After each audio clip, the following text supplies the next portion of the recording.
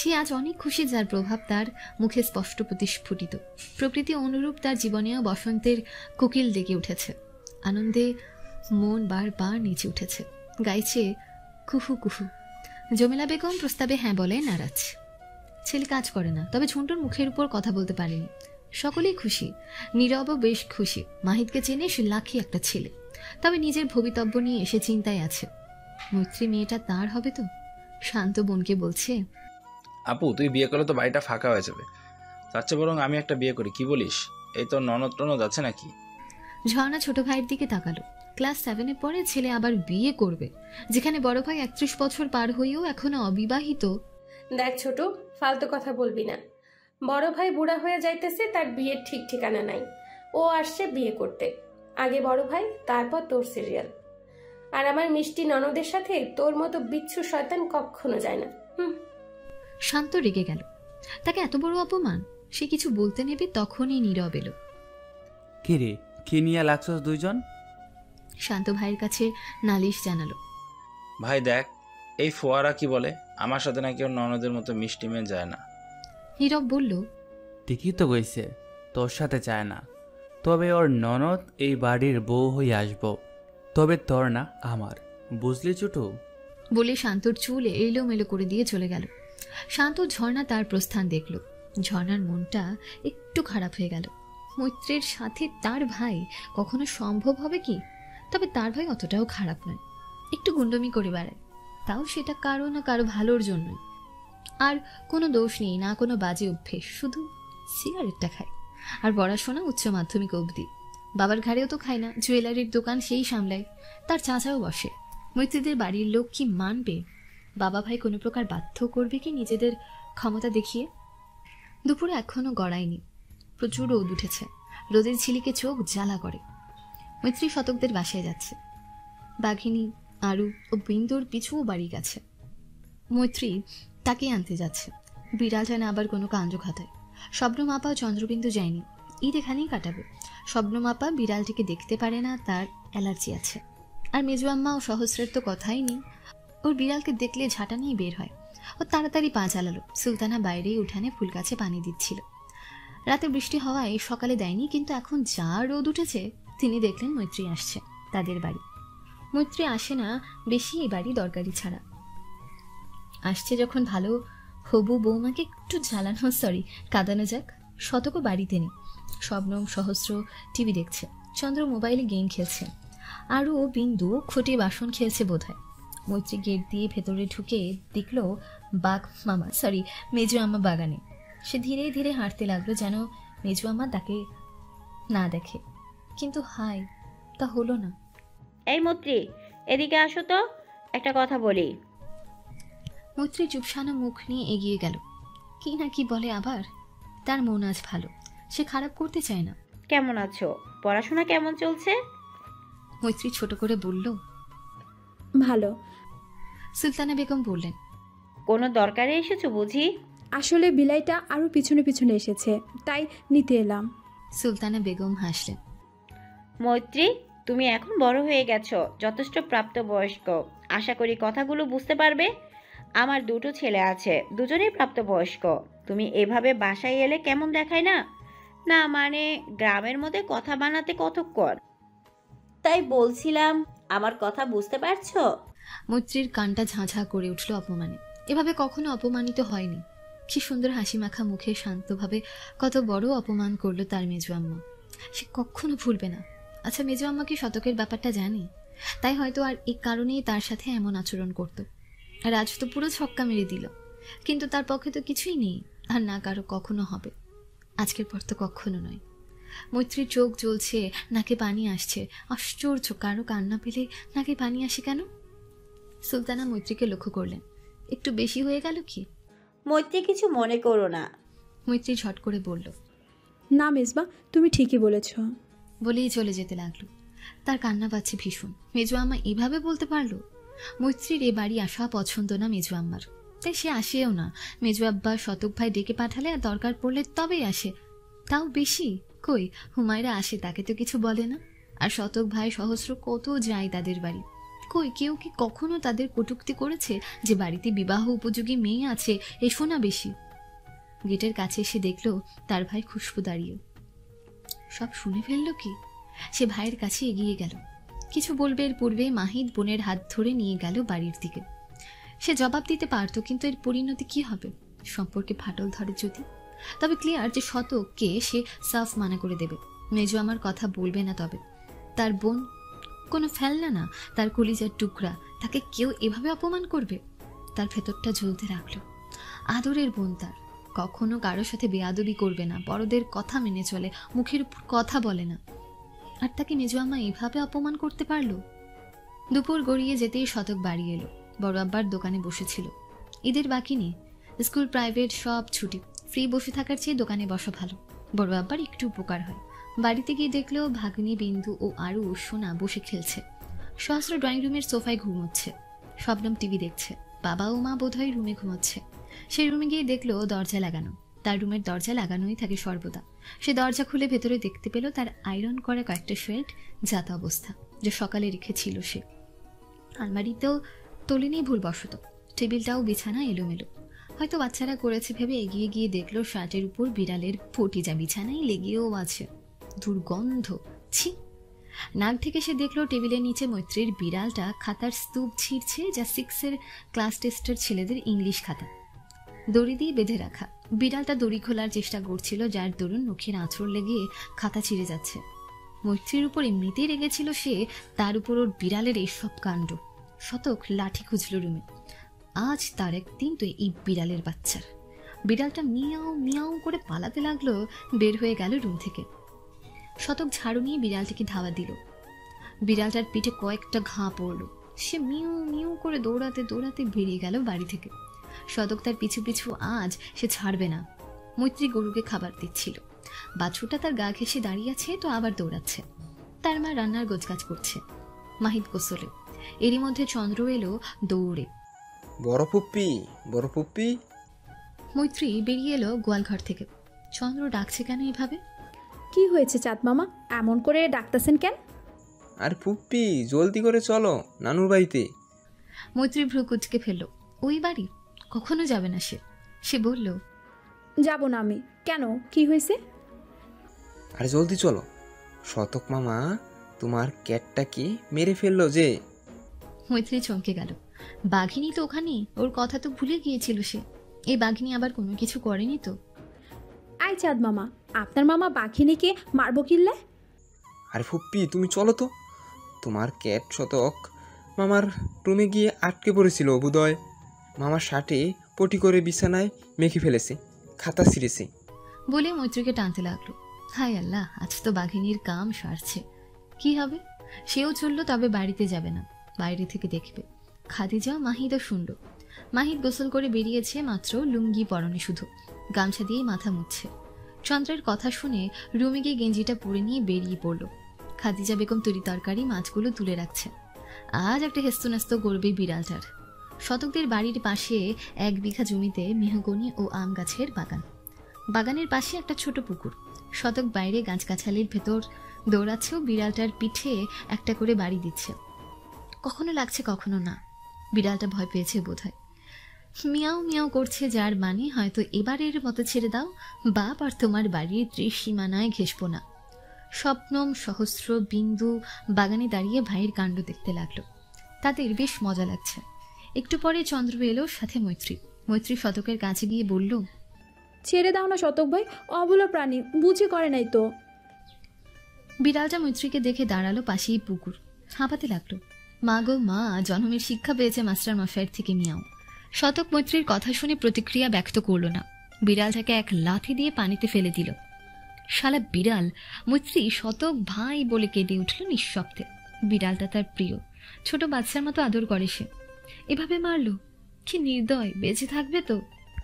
শতক ভাই ভুল করে ফেলেছে, তাই এমন করবে? মরে যদি যায়? কথা বলতে গলা বারবার কেঁপে উঠল। তখনই বিড়ালটা কোনো মতে ডাঙায় উঠে এলো। মৈত্রী গিয়ে কোলে তুলে নিল।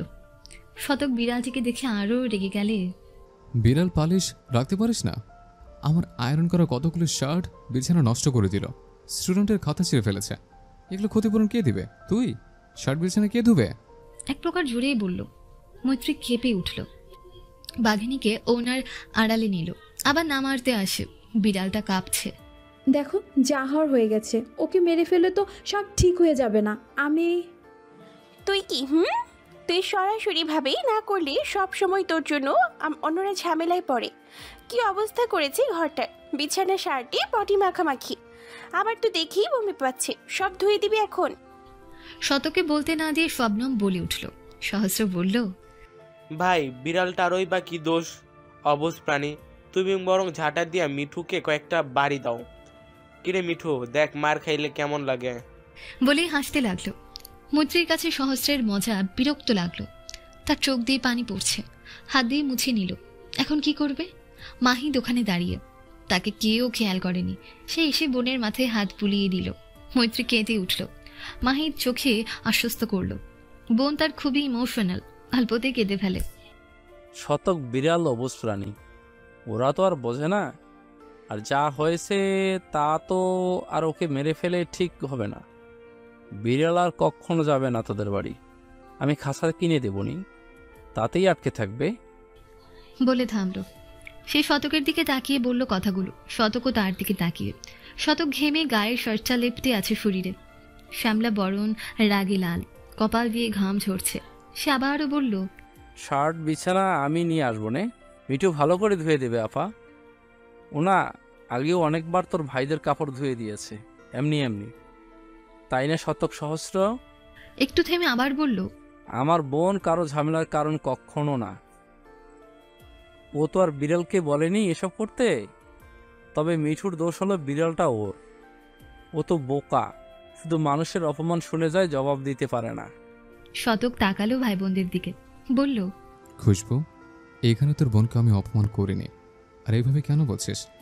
বিড়ালটা কি কাজটাই না করলো, তাই বিড়ালকে মারছে।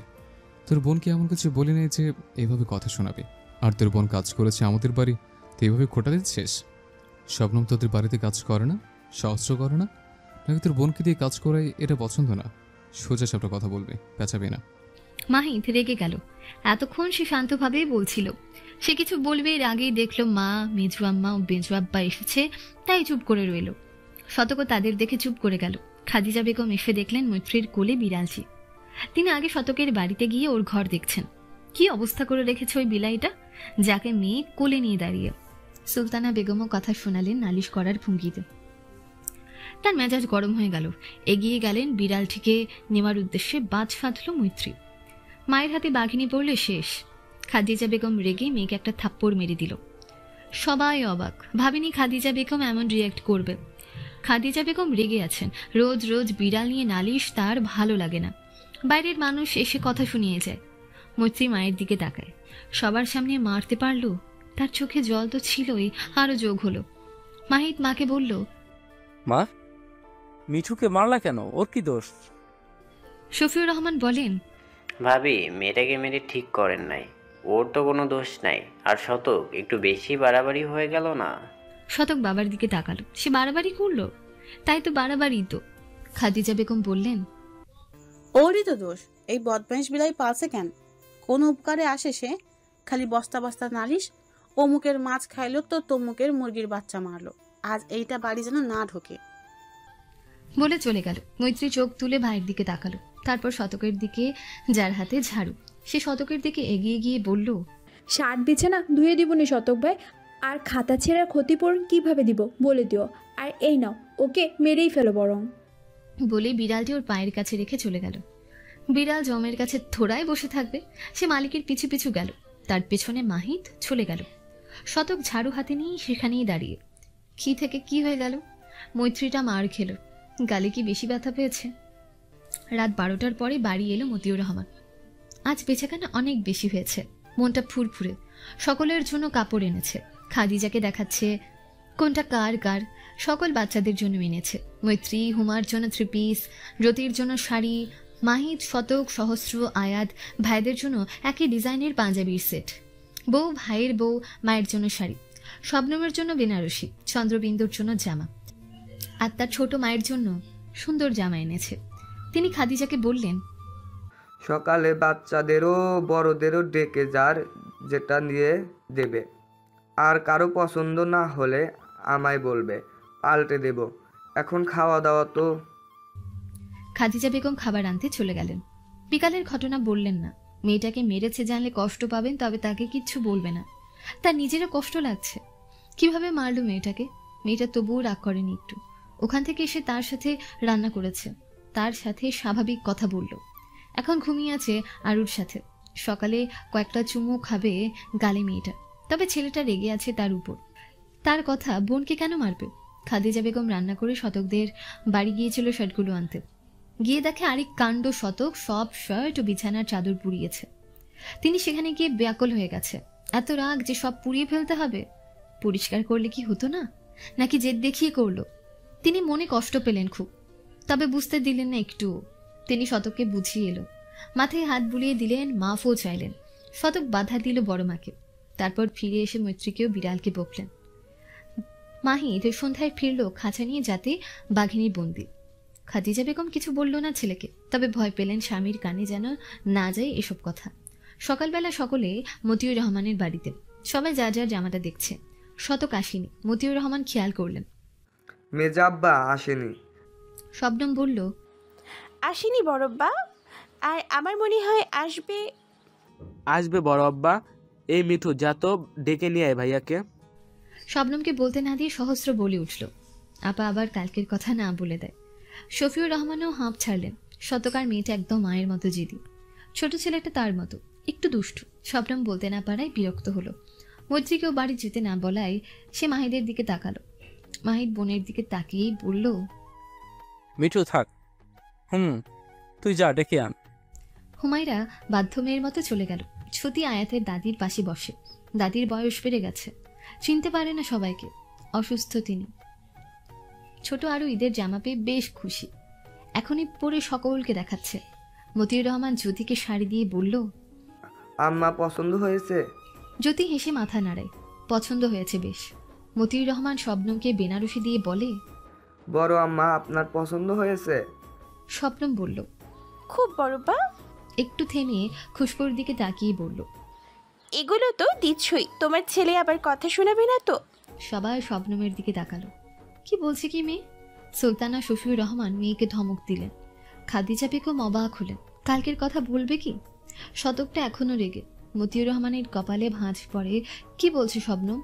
সে বলল, আপনার কথা বুঝলাম না বড় আম্মা, আর শফি আম্মারে বলতে দে। শবনম এবার ভাবনায় পড়ল, বলা কি ঠিক হবে? মাহিদ বসে আছে চুপচাপ। মৈত্রী ভয় পেয়ে গেল। আব্বা রেগে যায় যদি ভাইয়ের উপর। সে চট জলদি শবনমকে হাত ছুড় করে মিনতি করলো না বলতে, কিন্তু শবনম বলেই ফেলল, না মানে তোমার মেয়ে আমাদের বাড়িতে কাজ করে দেয় অনেক সময়। খুশবু তাই নিয়ে কথা শোনালো, কাল যদি আবার এগুলো শোনায়। মতিউর রহমান অবাকের শেষ পর্যায়ে। তার ছেলে এসব বলবে? সে ছেলেকে বলল, আব্বা আপনি বলতেছেন? অবাক হয়েই বলল। খুশবু মাথা নত করে নিল। কাল বলেছে সে, কিন্তু ওভাবে বলেনি যেভাবে আপা বলল। মৈত্রী চোখে পানি এলো। তার জন্য ভাইকে না বকে বাবা। মৈত্রী চটজলদি বলল, আব্বা ভাই কিছু। আম্মা আপনাকে বলি নাই। শক্ত কণ্ঠে বলল, কিছু একটা তো হয়েছে। সকলের চেহারার রং দেখেই বোঝা যাচ্ছে। মাহিদ বলল, বলেছি আব্বা। এতটুকুই বলল, আর কিচ্ছু না।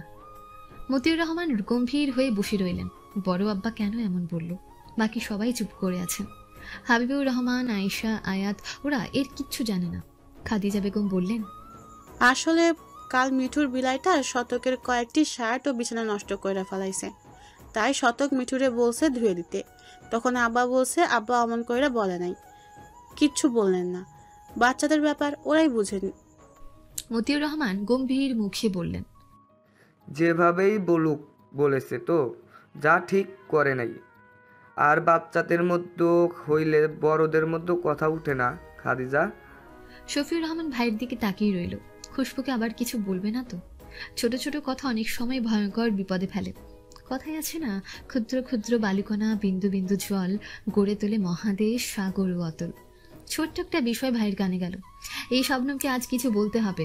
তিনি ভাইকে বললেন, ভাই সত্যি ছোটদের ব্যাপার, আমরা সেখানেই ছিলাম। সব বাচ্চাদের বাচ্চামো, আপনি বাদ দেন তো। আর শবনম এসব কি? সব কথা বড়দের বলতে হয়? তোমার ভাই বোনের ব্যাপার তোমরা মিটিয়ে নাও। মতিউর রহমান ভাবলেন, ঠিকই তো, সব ব্যাপারে বড়দের নাক গলানো ঠিক হবে না, ওদের ঝামেলা ওরাই মিটিয়ে নেবে। তিনি মৈত্রীকে বললেন, আম্মা, কাপড়গুলা ধুইয়া দিও, আর বিড়ালের ব্যবস্থা করবনি।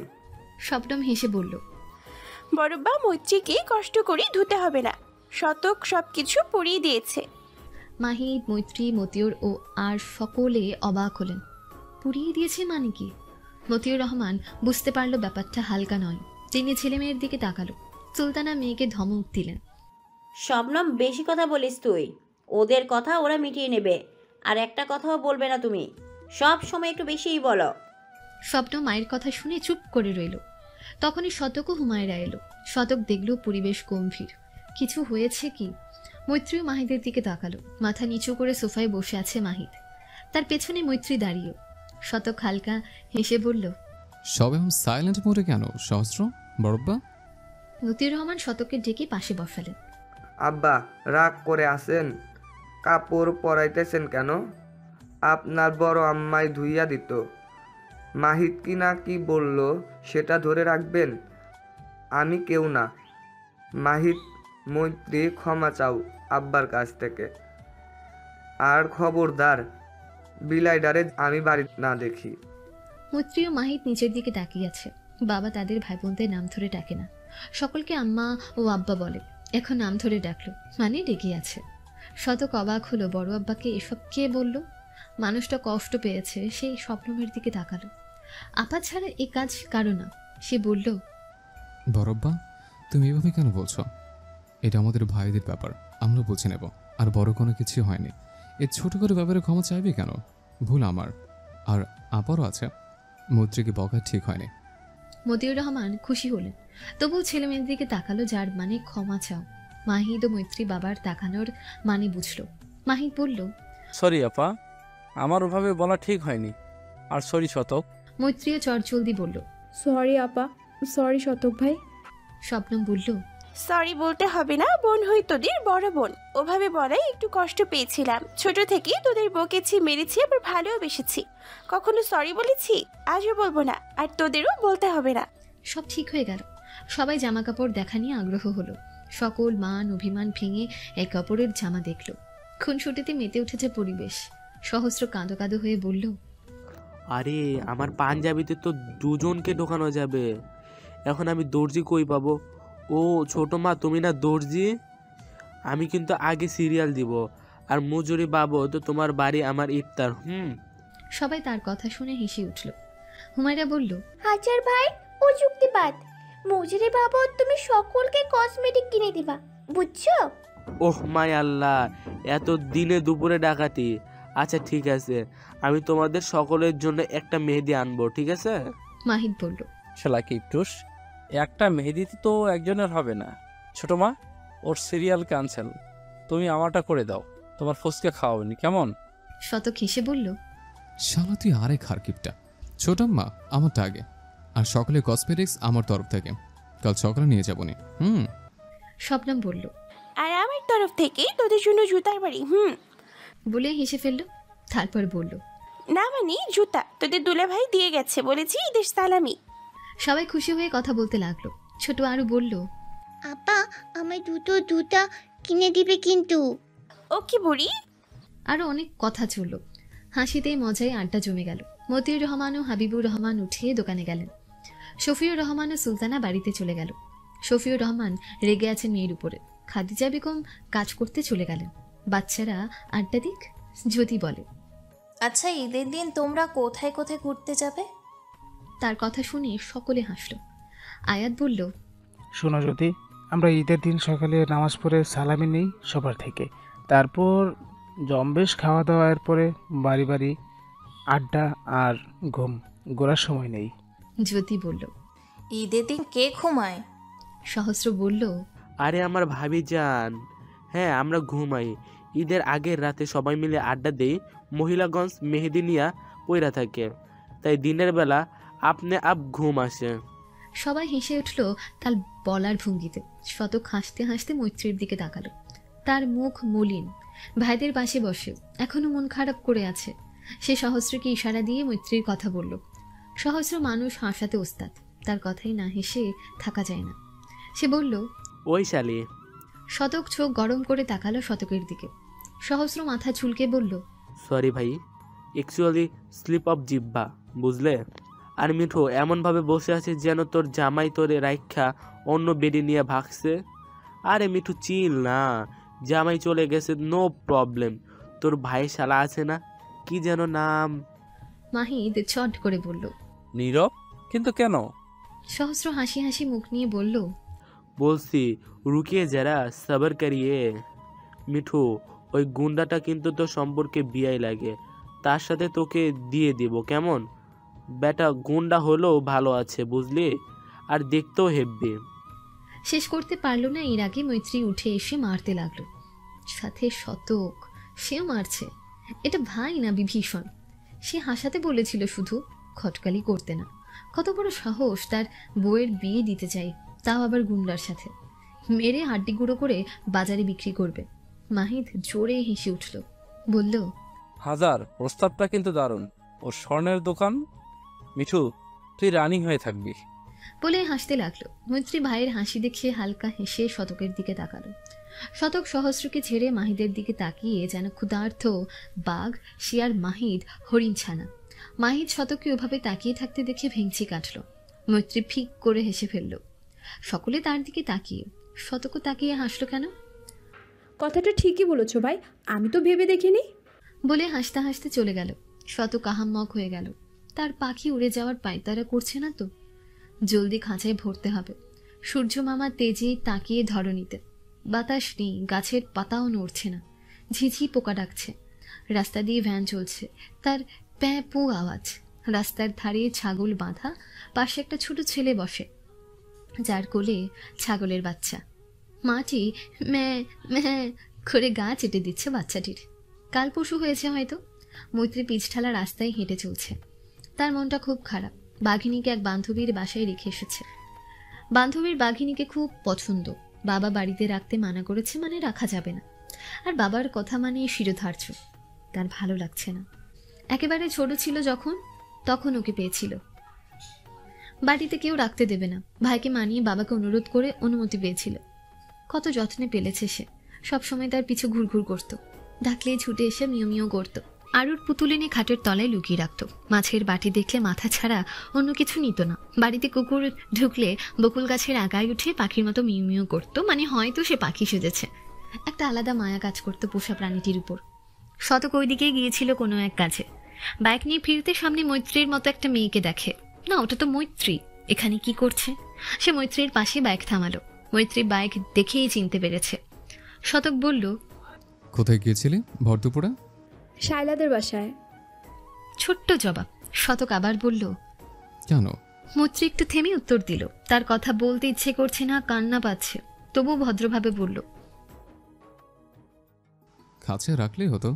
আব্বা রাখতে দিবে না বাড়িতে। অভিমানী কণ্ঠ তার। শতকের জন্যই তো সব। শতক বুঝতে পারলো অভিমানিনীর অভিযোগ। ও বলল, উঠে বস, বাড়ি যাব। আর বিকেলে বরাবর দোকানে যাব। তখন বলবো নি তোর এই বাচ্চার কথা, যার শোকে শোকাহিত তুই। তোমায় বলতে হবে না, দূরে আছে ভালো আছে, কাছে এনে বিপদে রাখার দরকার নেই। শতক হাসলো, মৈত্রীকে বাইকে উঠতে ইশারা করলো। মৈত্রী মানা করে দিল, যাবে না সে।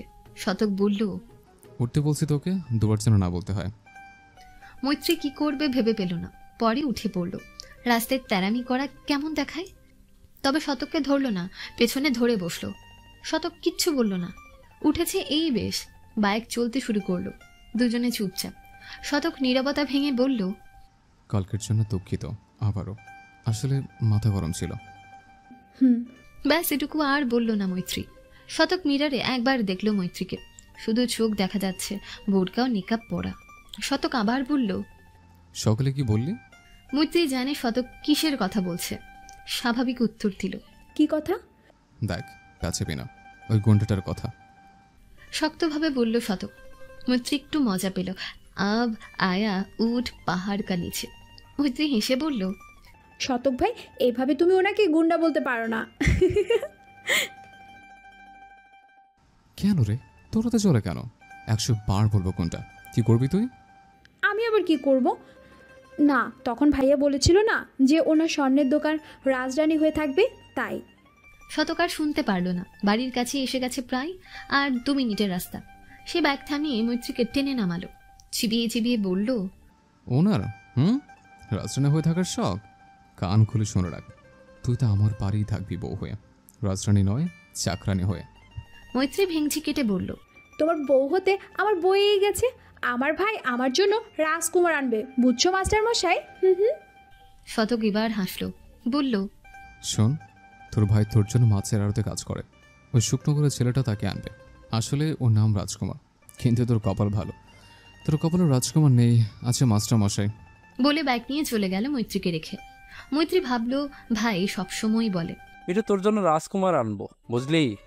ওই ছেলেটার কথায় কি ভাই বলতো না তার ভাই তার জন্য সত্যিকারের রাজকুমার আনবে? দুপুর গড়িয়ে বিকেল। মৈত্রীদের 3টে মুরগি ছিল, তার মধ্যে 2টো ডিম পারে, অন্যটা এখনো পারেনি।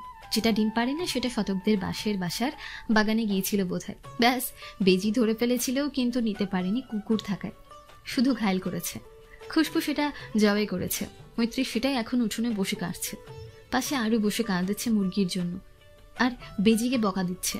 মৈত্রী মুরগির পা কেটে রেখে মুরগির 2 ভাগ করেছিল, তখনই আরো জোরে কেঁদে কেঁদে বলল, আপু আস্তে কাটো, ব্যথা পাচ্ছে তো মুরগি। মৈত্রীর ইচ্ছে করলো আরুর মতো ভ্যাভে করে কাঁদতে। আরে মরা মুরগি ব্যথা পাবে কি করে? সে মাকে ডাকলো, মা তোমার মেয়েকে এখান থেকে উঠতে বলো, আমি ওরে মারবো কিন্তু। খাদিজা শুনলো কি শুনলো না, আরুর কান্না বন্ধ হয়ে গেল। সে বলল, আপু আমি কি কাচ্ছি? তুমি তো মুরগিকে ব্যথা দিচ্ছ। মৈত্রী রেগে গেল, ধর বোন তুই কাট, আমি তো ব্যথা দেই। আরু ফ্যাল করে তাকিয়ে রইল। তখনই টিনের দরজা খটখট শব্দ করলো কে যেন। মৈত্রী ওনাটা মাথায় টেনে নিল। আরু বলল, কে? আসো। গেট খুলে ভেতরে ঢুকলো আগত অতিথিরা। মৈত্রী দেখলো একটা 12-13 বছরের ছেলে আর 2টা মহিলা। একটা ছেলের মাও দাদি হবে হয়তো। পেছনে আরো একজন আছে। সে সামনে এলো। মৈত্রী দেখলো লোকটা নীরব ভাইয়া। মৈত্রী মুরগিটা রেখে দিল, দাঁড়িয়ে সালাম দিল, বলল, নীরব ভাইয়া ভালো আছেন? সে নীরবকে চেনে, আর তো কাউকে চেনে না। ঝর্ণাপুর মা দাদি হয়তো। নীরবের মা আসতে নীরবকে বলল, এই মৈত্রী। নীরব মাথা নেড়ে হ্যাঁ বুঝালো। হেসে মৈত্রীর কথার জবাব দিল, ভালো আছি।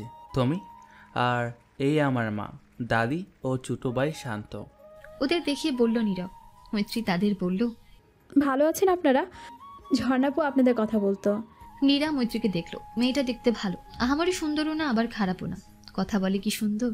এই তো কথা বলে সকলের মন গলে দেবে। তার বেশ পছন্দ হলো মেয়েটিকে। তার ছেলের বউ হলে সে মাথায় তুলে রাখবে। জমিলা বেগম সুকুচকে জিজ্ঞেস করলো, ঝর্ণার লগে তোমার কিভাবে কথা হয়, তারে চিনো তুমি? নীরব বলল, বুবু, ঝর্ণা যে কলেজে পড়ে মৈত্রীও ওখানেই পড়ে।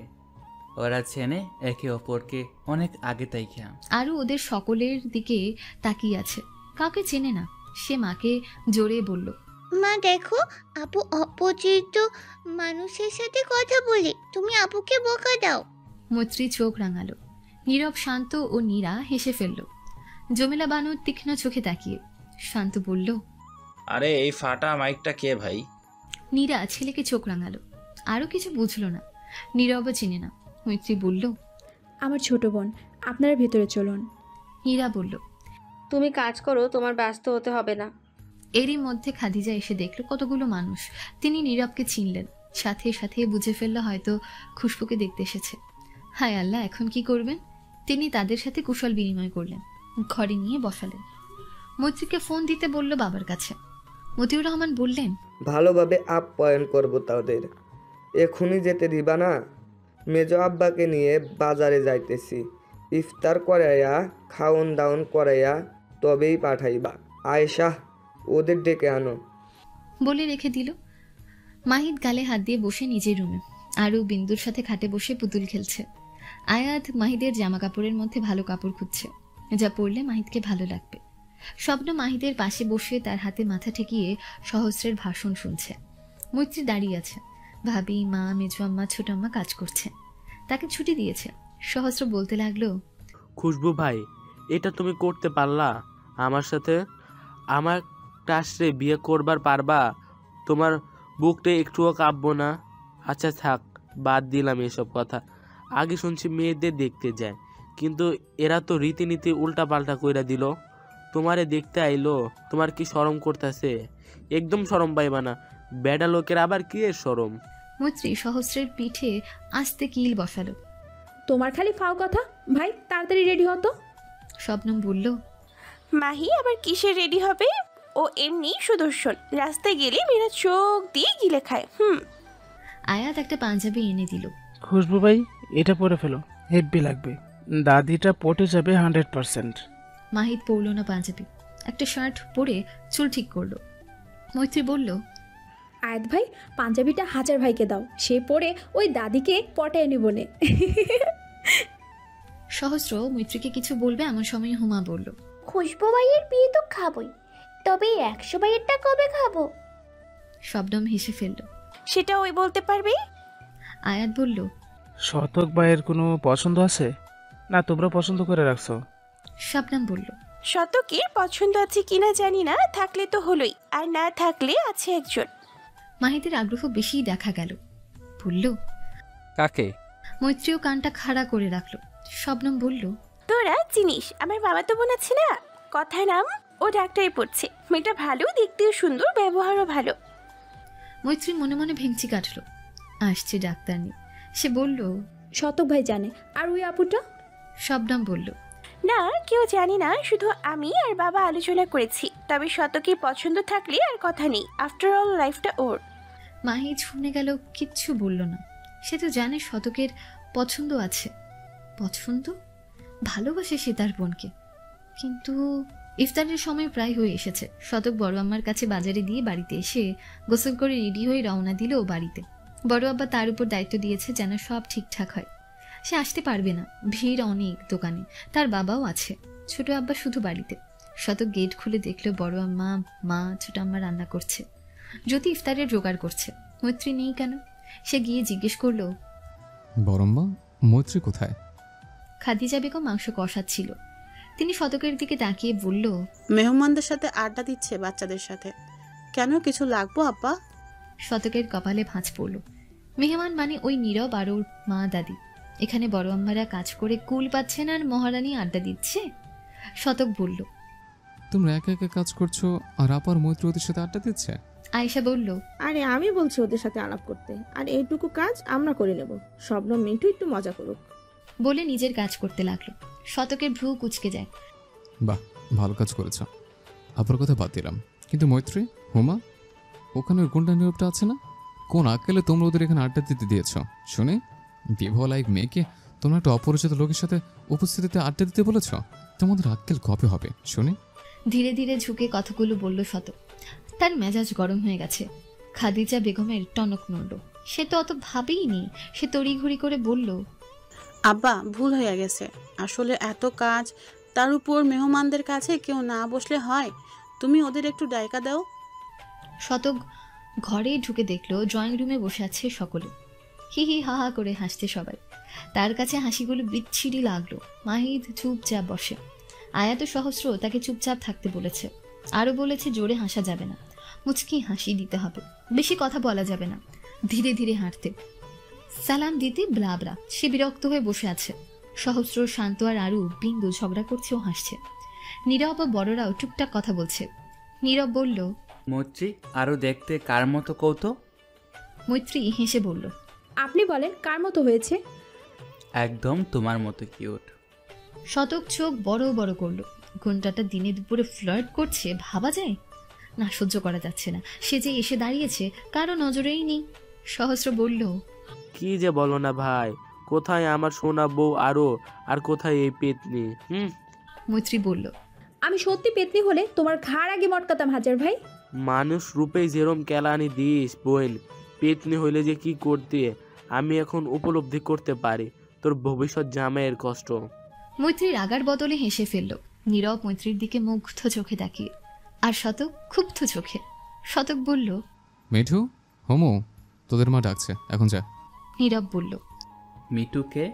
শবনম বলল, মৈত্রীকে বাড়িতে সবাই মিঠু ডাকে। নীরা বললেন, ভালো নাম দিয়েছ তো।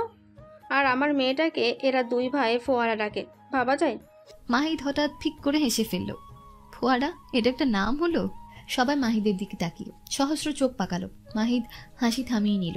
ছোট ভাইরা চোখ পাকাচ্ছে, ভাবা যায়? এই নমুনাগুলো জাগ দেখাবে মজা। মৈত্রী ও হুমা চলে গেল।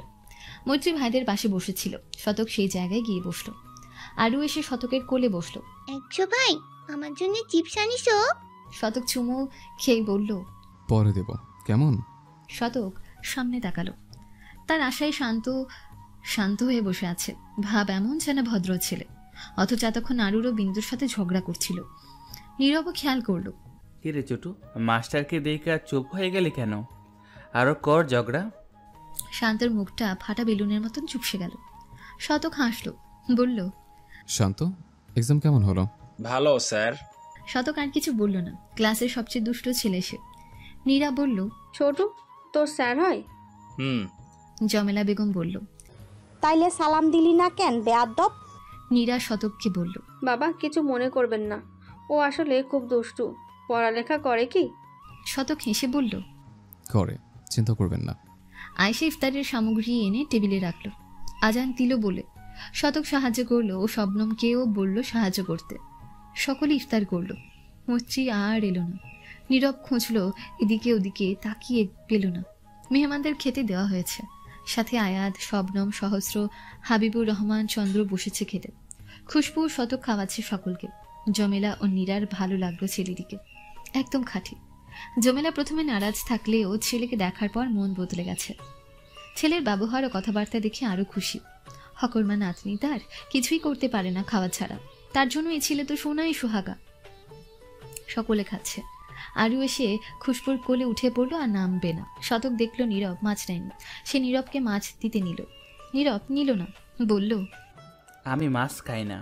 মাহিদ শতককে দেখে মনে মনে হাসল। দাঁড়াও চান্দু। মাহিদ হেসে শতকের দিকে তাকিয়ে বলল, আমাদের মিঠুও মাছ খায় না। শতক এমন ভাবে মাহিদের দিকে তাকালো যেন গিলে খাবে। মাহিদ 32 পাটি দাঁত বের করে হাসল। শতক ঠোঁট নাড়িয়ে শব্দহীন বলল, শালা। মাহিদ বুঝে ভেঙচি কাটল। শতক চোখ সরিয়ে নিল। এই 3 ভাই বোন কথায় কথায় ভেঙচি কাটে কেন? নীরব বলল, তাই নাকি? মৈত্রীকে দেখছি না যে। শতকের মনে হলো নীরবের মাথায় ডালের বাটির সব ডাল ঢেলে দিতে, কিন্তু দিল না। তার প্লেটে দিল ডাল একটু বেশিই করে। নিন, ডাল খান বেশি করে। মৈত্রী বড় মাকে হেল্প করছে। নীরব না করার সুযোগ পেল না। শতক প্লেট ভর্তি ডাল দিয়েছে যেন পান্তা ভাত। সে ডাল খায় না, তবুও গিলতে হলো। খাওয়া দাওয়া শেষে মেহমান বিদায় নিল। তবে যাওয়ার আগে জমেলা বেগম মাহিদের হাতে 3000 টাকা গুঁজে দিয়ে চলে গেল। মাহিদ আহাম্মক হয়ে তাকিয়ে রইল। মেহমান যাওয়ার পর এই নিয়ে সবাই হাসাহাসি করল। শতক বলল, ভাই, ট্রিট দিতে হবে কিন্তু সবাইকে।